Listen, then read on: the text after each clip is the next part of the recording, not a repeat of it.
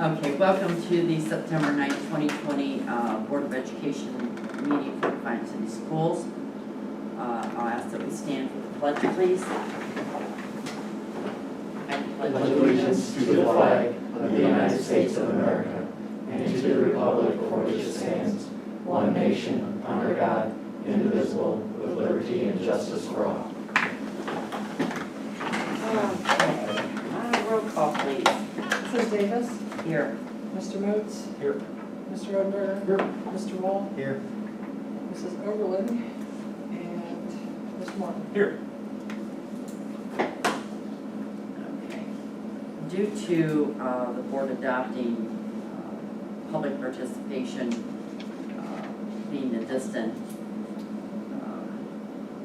for any items they wish to address with us, we do have Jerry Hayes from the Defiance Economic Development Office wanting to talk to us about a CRA application, and Mr. Morton is going to get him on the phone for us.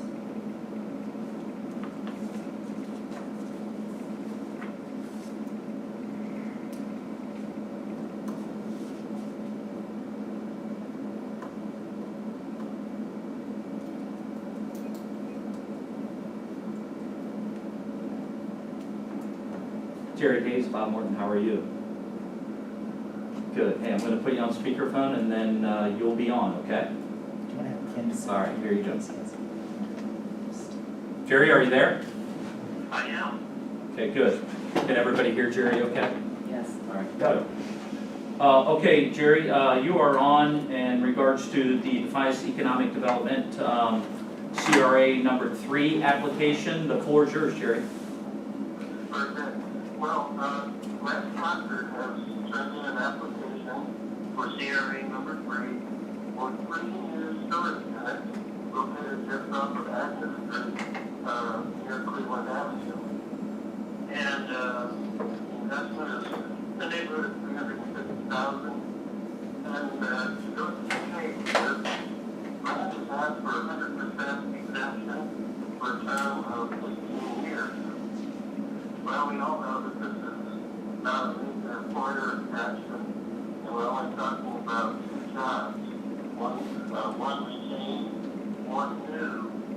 So I don't really think I can support that level.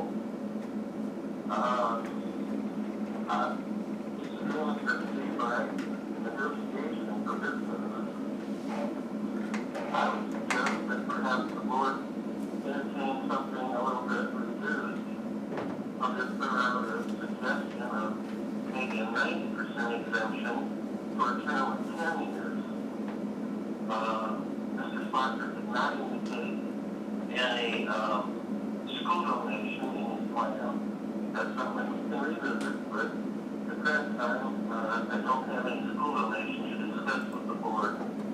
So that's what I would throw out as a suggestion, as some of the board members would establish CRA number 3 back in 2012, 2013, and although the housing exemptions are more or less automatic, all of the business applications are negotiable. So this is additional storage buildings for branch operation, and due to the nature of that, I would suggest that work on that with something a little bit less than 100% for 15 years.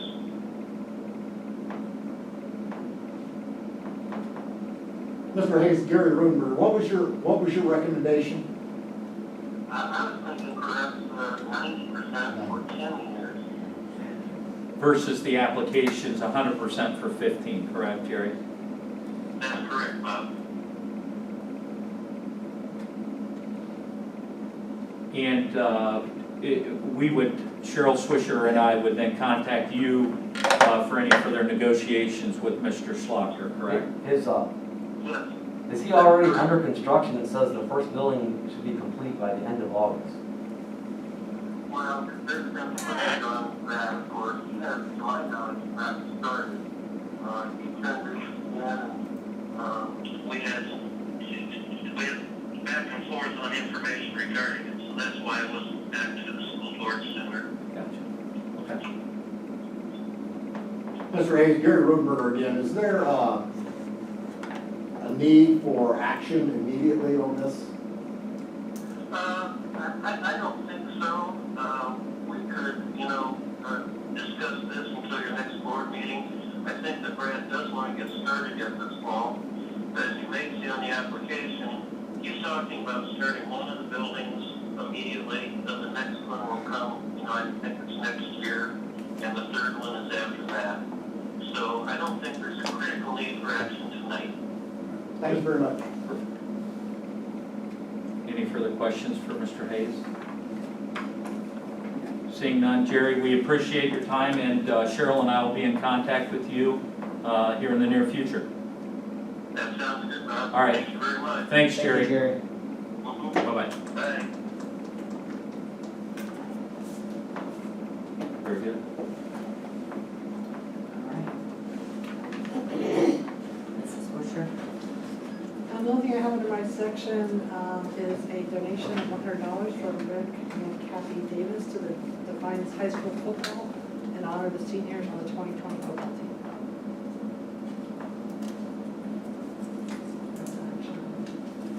Okay. Any discussion? Thank you for your donation, Kathy. I wish it was more, I truly do. And maybe it can come up with some more. I'll move to accept that. I'll second. Roll call, please. Mr. Moats? Yes. Mr. Rodenberger? Yes. Mr. Wall? Yes. Mrs. Davis? I will abstain.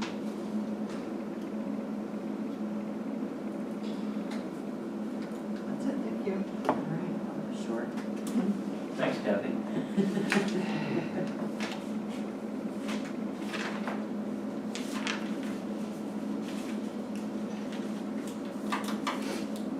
Are you ready for me? I am. All right. If you recall, we talked August 26, 2019 about dehumidification and control issues in this building that were holding up the closing of the project.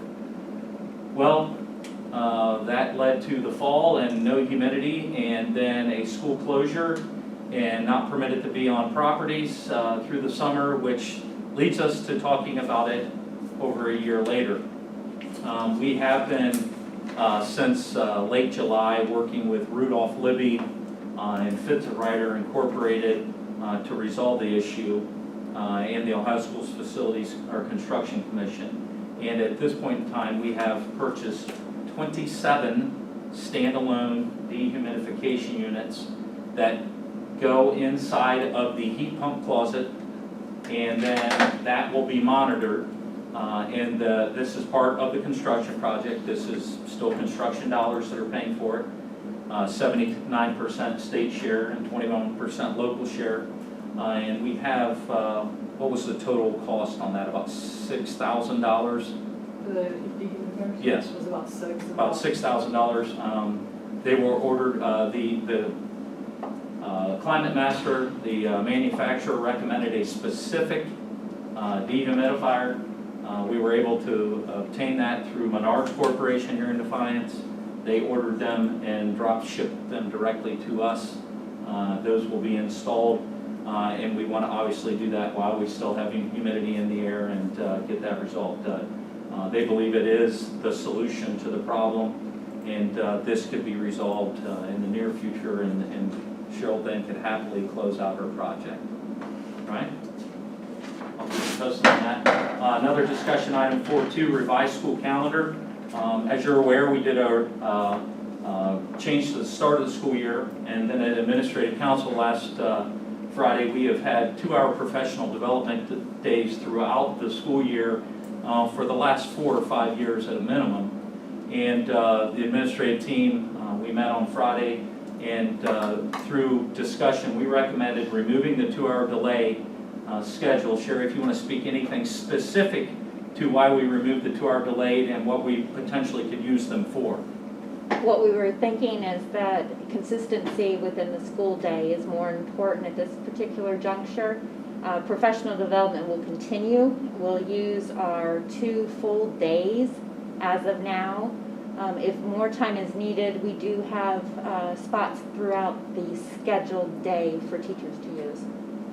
And this was one of the student achievement strategic plan conversations from a while back as well, and to be looked at, and we got to that. So you will see an action item to approve the revised school calendar in the next section on mine. Broadband connectivity grant came quickly across my desk. I talked to Cheryl about it. What broadband connectivity grant was, we applied for $22,500 and were awarded $20,000. What this is for us to be able to put internet in the hands of families that need it, A, during virtual learning, or B, during remote learning. We purchased some jetpacks, if you recall, last spring during the remote learning period. Now these jetpacks are ours, we own them, and we absorb the cost of them. What this grant enables us to do is to be able to pay for that service that we have these. So the key to the grant and awarding spending the dollars is these have to be in the hands of the families and be active. So right now we are, with our virtual families, we have 3 out right now, and we will continue. And it's kind of cyclic. People are, sometimes their internet is good, sometimes they get behind on bills at home or whatever. We had one family, a husband lost his job, and they made the decision to cut their internet. They reached out to us. I said, you're calling the right person on the right day. We just got a grant to pay for all that. So that is our goal, is to get that in the hands of our families that need the assistance. And again, this grant would pay for that. Governor DeWine's school reporting order. So I'll summarize this in a nutshell.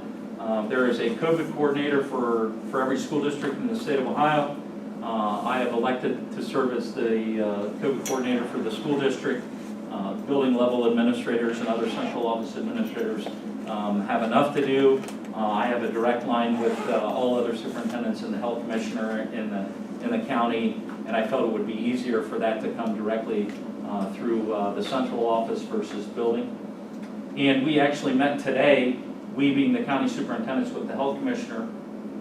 And there's a program called SUDS. I don't know if you're familiar with it, but it's a program that the commission or the health department has used for a number of years, and it's how we report illness and how they track trends in illness through their epidemiology department at the health department. So when there's a flu outbreak, when a parent calls the school every day, whether it be the elementary, middle school, or high school, and they report their child ill, we ask for symptoms.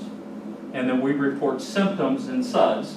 They analyze that across your school building and your school district, and then of course they analyze it across the county. They're putting some updates in the SUDS program to where they would be, if a child were quarantined or COVID positive, then we would report that in our SUDS reporting daily, and then the health department, well, we wouldn't necessarily have to call the health department every day and say, as the COVID coordinator, and say, we have a COVID positive case or a quarantine case, whatever the situation might be. In addition to that, in the governor's school reporting order, he asked that we are required by law to send a letter to the entire school district anytime there is a COVID positive case, and then a more specific letter when there is to that specific classroom where that child may have been. So anytime that there's a COVID positive case, there will be 2 letters that go out. I provided you copies of those letters, and those are sample letters. They will be more specific to Defiance City Schools, of course, on our letterhead. And these were developed in collaboration with the health department and the area schools as well. So I wanted to share that with you. In addition to that, inside of that packet I gave you, there is a decision tree that helps guide us as we make decisions on a COVID symptom and what we are required to do and what we should look for. That has been shared with the administrative team in probably early August, but I wanted you to have access to that as you get questions in and around the community. Okay? Any questions on the school reporting order? All right. Hearing none, we'll go to the OHSAA financial update. In addition to the financial update, you see the OHSAA did hire a new executive director, and they did that yesterday. retired superintendent from Newark, Ohio, who actually was a deputy director of the Buckeye Association of School Administrators, Mr. Ute. And we're excited to have him on board, and he'll do a nice job for us. But I provided you with the tournament measures approved by the Board of Directors and their Finance Committee. We're fortunate to have Mrs. Swisher, our district treasurer, serve on the OHSA Finance Committee, and knowing that the financial situation that the OHSA is in, I thought I would share with you. And Gary, you'll probably recall, back in the day, we used to have to take a check to the sectional tournament and pay a tournament entry fee. They're going back to that. Interestingly enough, it's come full circle. I think I used to take a $10 check as a baseball coach early in my life to enter the tournament. I had to take a $10 entry fee. Well, times have changed. It's a $25 entry fee now. And that's incorporated for boys and girls sports and bowling, golf, gymnastics, cross country, tennis, track and field, swimming, diving, lacrosse, etc. And then they typically cover bowling fees and greens fees for those tournaments. They are not going to cover that each year. If you were fortunate enough to make it to a state level tournament, which would be considered the regional or the state tournament, they would pay you a reimbursement fee for travel and expenses incurred while you were there. They are no longer providing that back to the member school districts either. In addition to, you would see when you would go to a sectional or district tournament held off-site, pre-sale tickets, every school district got a quote cut or a reimbursement of pre-sale tickets. That is no longer being provided as well. So the OHSA is in some deep financial situations. It's a nonprofit organization. I think their budget's about $19 million a year, give or take. OHSA. Columbus is about 3 million. So the total, it's certainly going to be something that I think this is the beginning. I think you could potentially have us see as a school district a member fee based upon our ADM, and I think that I could see that coming across. I do serve on the OHSAA committee through BASA, and we will have our first meeting in mid-October, so get to meet the new director and see where his vision for the organization is as well. Came out today, the Northwest District was having trouble getting district volleyball sites. We have always been, in the last couple of years, been the Division III district volleyball host. They've decided through the district tournament to get a higher seed and not a site. So that will happen in volleyball throughout the year. So that was a good way for us to showcase our facility, but they decided not to do that this year. Mr. Motes? Don't we pay a fee in OHSA every year? I think you'll see a significant fee based upon your ADM. Like $600? I think it's like $1,500 for the entire school district, including our middle school. I think it'll be a per student and per sport ADM. So that's what I think. That's been discussed, but that's again, that's Bob's opinion. So any questions on the financial update of the OHSA? Policy, the summary of the, this is reading number 2 on policy updates. Does anyone have any question regarding the updates? Again, some verbiage changes and meeting up with the laws in the Title IX updates. Seeing none, Mrs. Davis, I do have an action item for you on 5.1 action item. The revised 2021 school year calendar. Do we have a motion to approve as it was presented? Make a motion. Any discussion? Roll call, please. Mr. Rivenberger? Yes. Mr. Wall? Yes. Mrs. Davis? Yes. Mr. Motes? Yes. Thank you. That's all I have. Okay, so the consent agenda. We're looking to approve the minutes of August 24, accept donations as listed from various individuals. Great appreciation. 2 medical leaves for teachers. Employments are primarily home instruction, for the parochials, taking care of resignations and rehiring. And then the ESC substitute teacher list. Do we have any questions or concerns with any of those items? The only thing that I would add, I was at the superintendent's meeting yesterday, and the ESC reported they're down about 45% in their substitute list than where they were from a year ago. I think we brought that up a few meetings ago, that will be probably an issue for everybody ongoing. All right. If not, can we have a motion to approve? Make a motion. I'll second. Any other discussion? Roll call, please. Mr. Wall? Yes. Mrs. Davis? Yes. Mr. Rhodes? Yes. Mr. Ogler? Yes. Okay, any new business? I do have new business, if the Oh, superintendent I'm allowed sorry, to I have new skipped. business. Any old business first? I don't have any old I business. do have some more business. A few years ago, I brought a question to the board about the need for the school zone light on Jefferson Avenue, just located near Pancake House, I guess, restaurants. A little less than 1/10 of a mile long, less than, I'd say, 500 feet. At the time, there was a thought that there would be quite a bit of foot traffic crossing Jefferson in that area. And that necessitated the need for a waiver, so to speak, from the state to place that traffic control device in that area. It doesn't fall under the normal guidelines of the 300-foot direct frontage to highway street.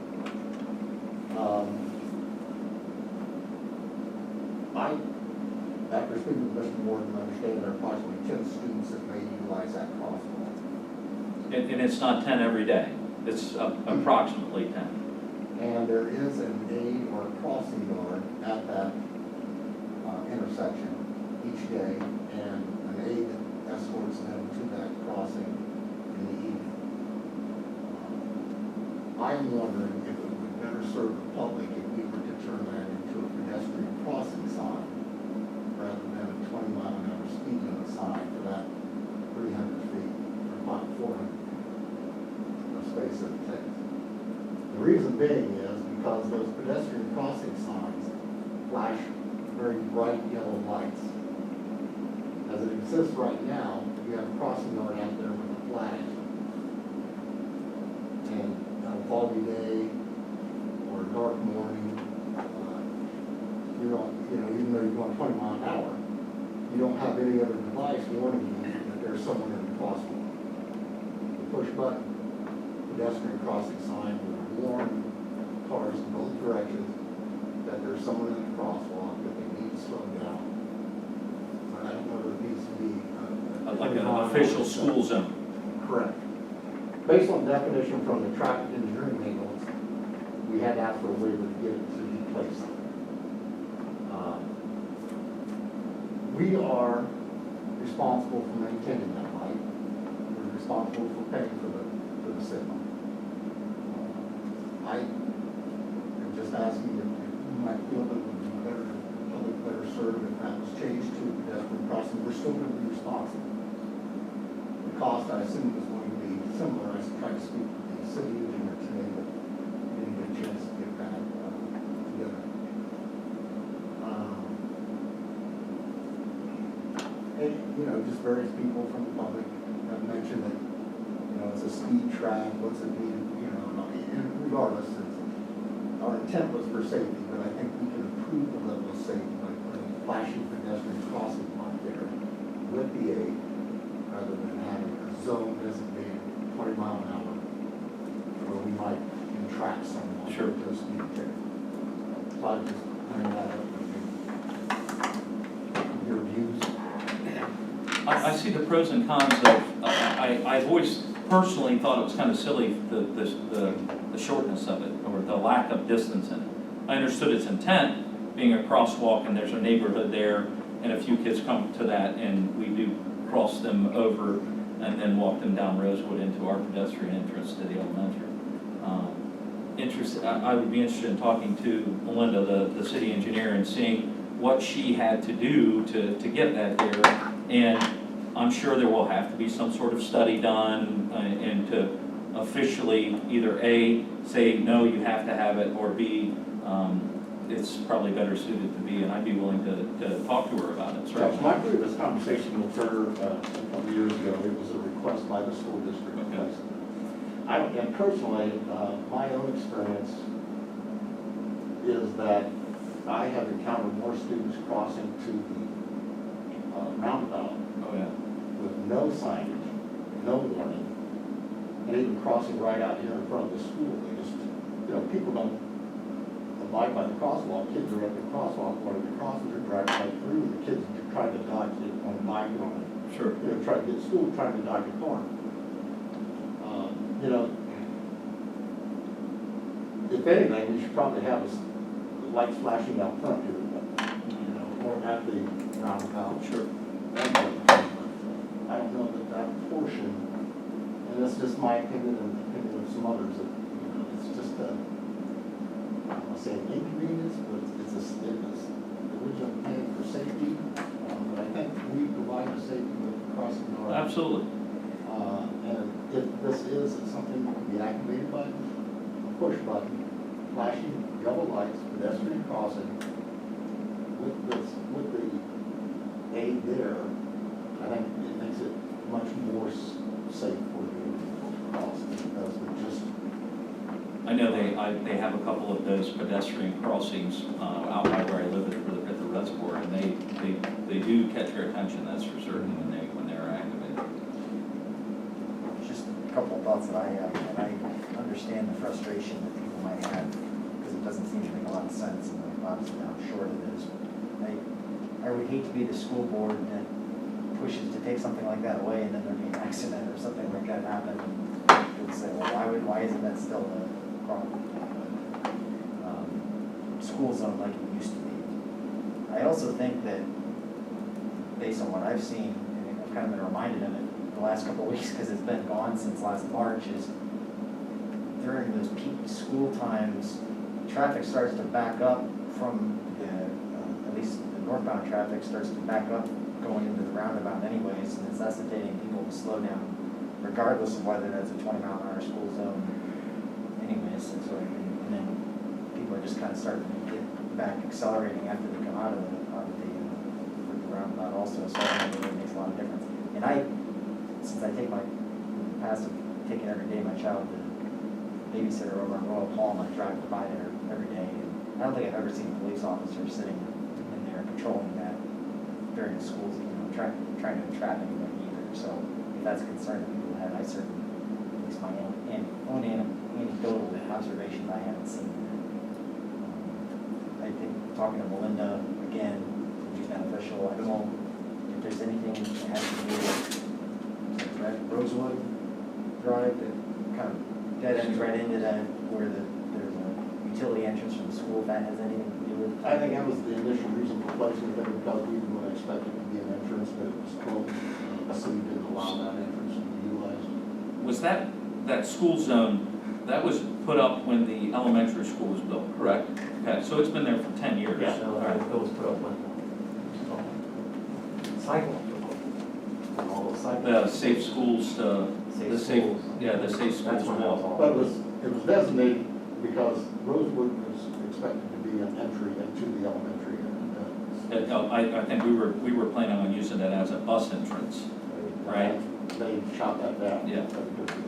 And I agree with Mr. Wall in the fact that, I don't want to be a member of the school board that sees a safety device taken down and then someone gets injured. But at the same time, if that's the case, if we want to think in terms of safety, we need to start putting signs out here, lights out here.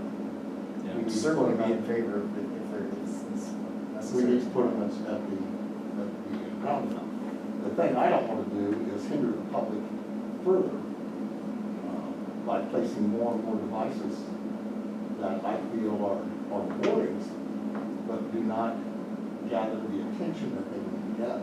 The flashing yellow lights, I think, gather or constitute more attention from the driver than a Doesn't small the- circular yellow sign flashing a warning. And I haven't driven down the road, but isn't there a flashing sign light by the school zone? There is out by Anthony Wayne Road there. As I said, it's small. Yeah, it's like a school Small zone, sign. 20 miles an hour during Small restricted sign. hours or something to that effect. With 20 mile an hour, which Yeah. is on the side of the road. When you have the pedestrian crossing, if you been some of the larger cities, you'll see those lights are like bar lights. I mean, I think bar what you're, lights. what Big you're yellow referring to is flag. what they have on Canal Road. On Canal Road. Mhm. You notice that when it's Yeah, on, you certainly do. you know. And those are ran by, They're motion, yeah, they're motion detected. This would be a push button, at the individual crossing would push button, and it would activate it immediately. Well, I know, I have seen where they have taken school zones in and around cities. I worked in a school district where a school zone was vacated and put in a different place. It's certainly at least worth the conversation with Melinda. I think it would be on what we could see fit. Anytime there's, crossing on our property, that's something we can address immediately. We don't need, and I think that, some signage and even, for lack of better words, some reflective things that ask people to slow down and be cognizant of our crosswalks on our property would be very fitting, especially early in the year when we have higher, parent drop-off rates. And again, this year, it's even magnified because more people are bringing their children to school during the COVID pandemic, so. And I think going back to the original request to have this own place there was because of the Rosewood entrance and used by buses. That, I think the signage preceded the denial, that we kept thinking we were going to be able to get Sure. that through, but it's just not happening, so there's not thinking how that would happen. so I actually think that was part of that sidewalk stuff, that was part of the requirement of putting all that sidewalk. Was there a grant for that? It was a grant, yeah. And how long ago, was that in conjunction with the building of the school, No, or was it after? it was after the school was built, Yeah. but before the new high school, but all that sidewalk all along. Oh, when they built it from basically Cleveland Avenue Cleveland all the way Avenue, all the way around. out. Yeah, so that All the was, way out. that was probably 2 or 3 years after the building was built, and then that safe schools, the And I safe think routes that- to schools. And I think There you that go. was one of the requirements that they had to have a School zone school crosswalk zone there. crosswalk, and somewhere on that property to call it a safe way to school or whatever, but The I city have- planning department should have a file on that, then I would imagine. The sign would have been placed at Royal Oak rather than Jefferson, to be within the 250 foot frontage that's required. Manual states that you have to conform to. Sure. So if the school affronts that road within 250 feet, then you can place a sign.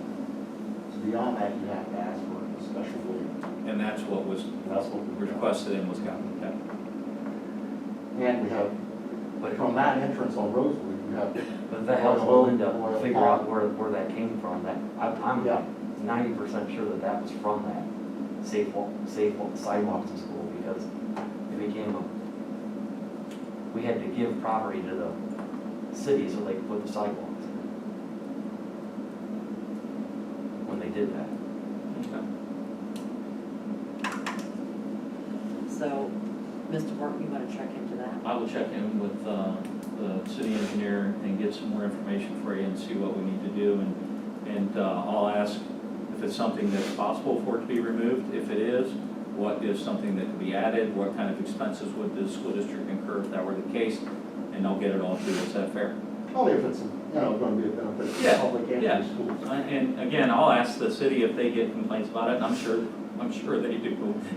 And so. It's a shorter list of what they don't get complaints about. Yes, correct, the shorter list. I'm sure it's not on the list until this time of year, and it gets moved up the list quickly, so. Do you have anything, any updates you wanna share with the 1918 bill? I do. I received notification at 8:35 PM last night from Board Attorney Ryan LaFlamme that the council passed the ordinance approving the lease agreement, and that will be then forwarded to the title company, and all of the closing documents, the lease agreement, the closing of the 1980 building, and it says from the city law director and our attorney, their conversation, the goal is to close on Thursday, October 8th. So it's moved from September 24 to October 8, but we've got everything in order for that to take place on October 8. And I believe Mrs. Swisher is your designee that signs that purchase agreement with, when that is transferred over, if I'm not mistaken. Okay? Correct, Mrs. Swisher?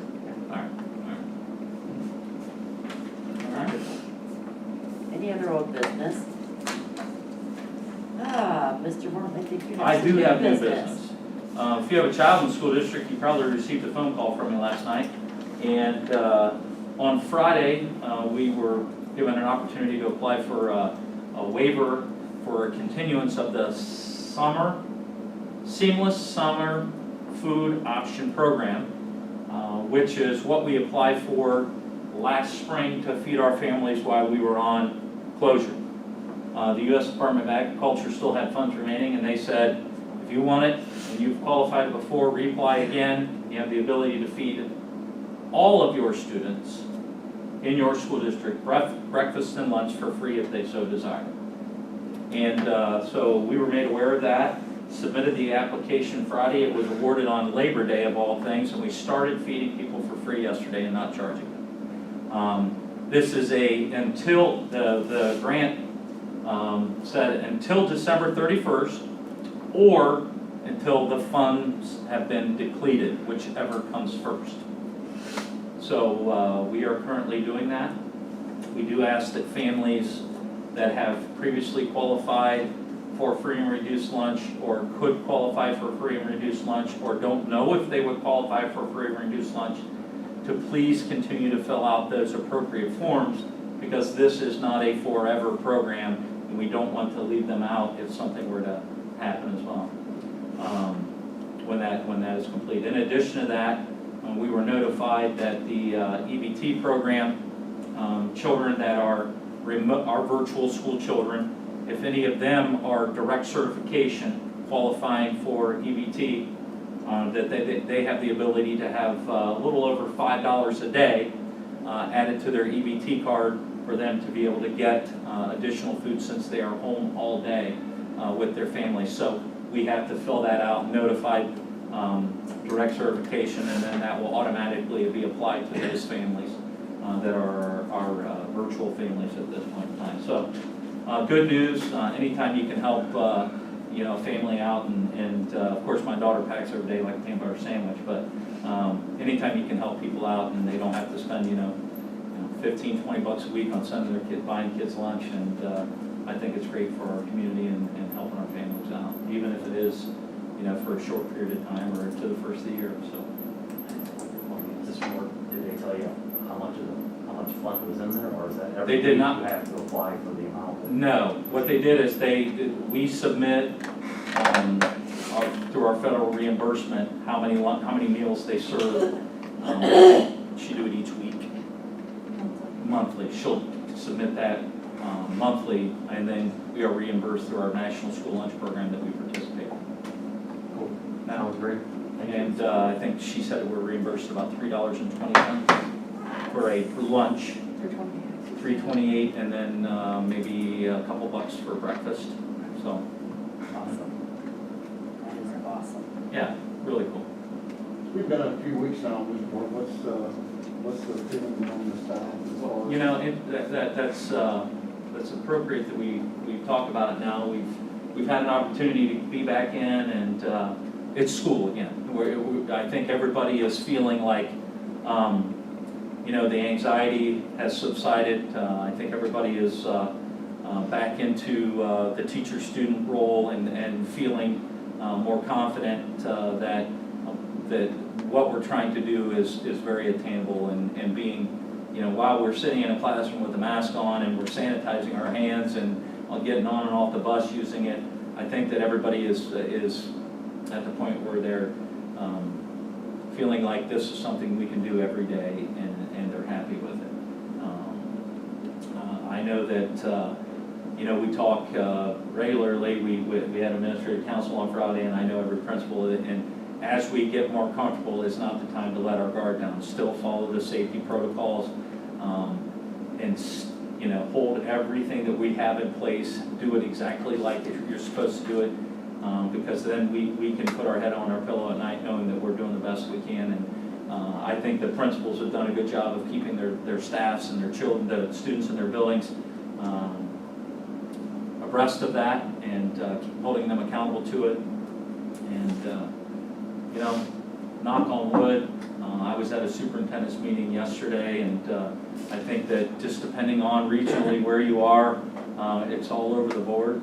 But I can't be more satisfied and more pleased with how the students have handled this, how the faculty have handled it, how the staff have handled it, our parents, and the cooperation that we received has been outstanding. I'm just elated that it's been that well. So Have you getting any feedback from the virtual? the virtual was we had a I would say a rocky start, understanding the complexity of it. And I set up the entire virtual school for our virtual families. And I made one critical mistake in setting up that virtual school. Because we said that they had to commit to it for a semester, I set all the courses up to be semester courses.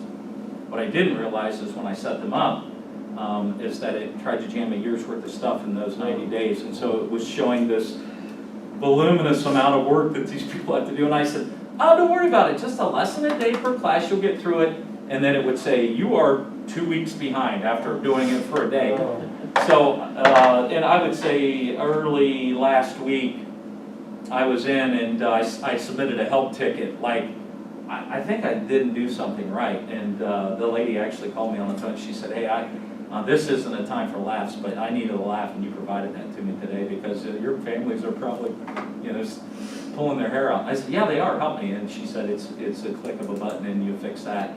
And then once that happened, everybody relaxed, and we're actually, kids are progressing nicely. We have some families that have actually, you know, hey, can we get some additional work in maybe a language or advanced math or an acceleration in a grade level, and these would be children that we would serve that way in school. So we're trying to figure out our next room on that. We still have a few people that we want them to know that it's required to be on there daily, and so we've assigned somebody at every building, and at the elementary school it's the two principals, and at this building the assistant principals I send them a Monday report, and then they call people that they feel need to log in and get moving a little more. But we've had great response. And Now, what are the coordinators that what is their function? so what they're doing is they're taking all of they're providing information to those people as well, like, hey, you're falling behind, you need to do it.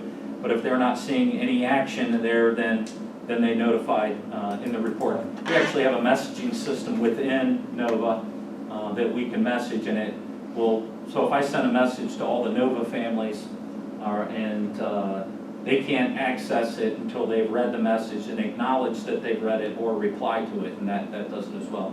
But they are, right, I think when I left at last time I looked at about 3 o'clock today, and there were like 1,600 lessons that had been completed and that needed graded between our two virtual school. And I told them I would, now that it's settled in, we have the dates right, I wanted them to give me a true assessment of what they think, if they thought it was capable for them to handle it. We're going to meet next week and look at that. So. I'd also, if I could ask the audit, well, first of all, I'd like to thank Mr. Gerber, who's been giving weekly updates via the messaging system, or what do we call that? It's School Messenger is the program that we have. And, they're very informative, and I think, it puts families at ease to receive that information. Is that taking place at the elementary also, or is it or the middle school? Or? I know Mr. Carr sends them at the middle school. I do not know about the elementary, and the only reason I know is because I'm still on the call list for the elementary school or the middle school, because my wife is a school teacher there. So that's why I have a high school student, and my wife's a middle school teacher, so I get those. I have 2 high schools, so I didn't know, but if anything, it's reassuring for the parent to know that those things are taking place, and the manner in which Mr. Gerber delivers the information is quite common. And Yeah. So, I appreciate that, and if it's happening with all the principals and all the buildings, I think that's great on their part to take the time to do that. Jay started that on Sunday, March 15th, and he has done one every Sunday through that entire thing. And then I thought when school started, he would maybe subside, but I think it's an expectation and people do appreciate it. You're right, I'll pass that along to him, Gary. Yeah, I've heard, I don't get those messages, but I've heard that they loved his weekly talks, so it is a positive. It is. I ask him where he gets his material.